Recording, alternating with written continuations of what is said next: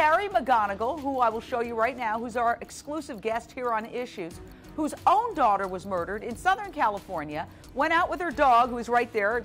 She's going to, there's the dog, in her attempt to do something to honor her daughter and her daughter's memory, goes out with her dog, who's not a cadaver dog, and finds the remains, something that the police have been unable to do despite months of searching.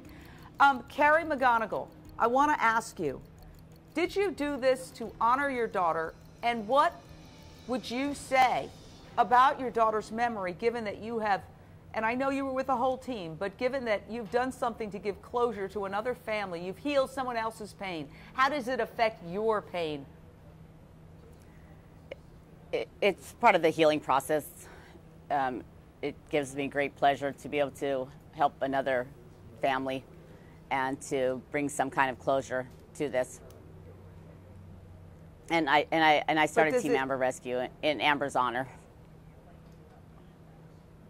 Tell me about your thoughts and your feelings about Amber. What was the most emotional part of this?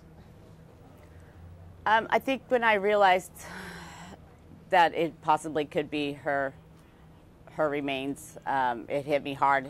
I went to church the next day to get my thoughts together and do some healing. We all remember the terrible story of your daughter's disappearance and murder. Another beautiful young woman, Chelsea King, disappeared while jogging in the same area. And then that sparked a search for Amber. It turned out that the same man, John Gardner, murdered both your daughter and Chelsea King.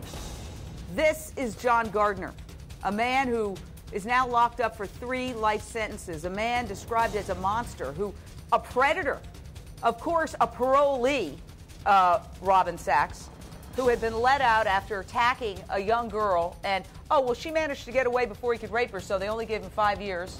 And then he got out, and he violated parole, and they still took off his GPS device, and then he went out and killed 2 girls.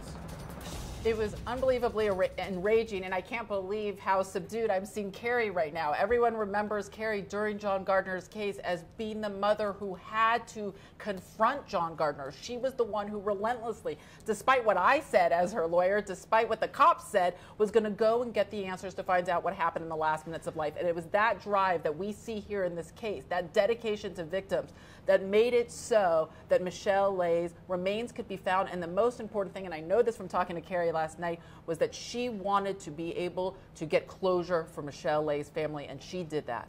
Well, Carrie, tell us. The feisty Carrie, bring her out right now and tell us, is this a message to John Gardner and the John Gardners of the world? You know, that did cross my mind. I mean, it crossed my mind that there would be no plea bargain because the law enforcement had the remains, and it did give me pleasure in that way.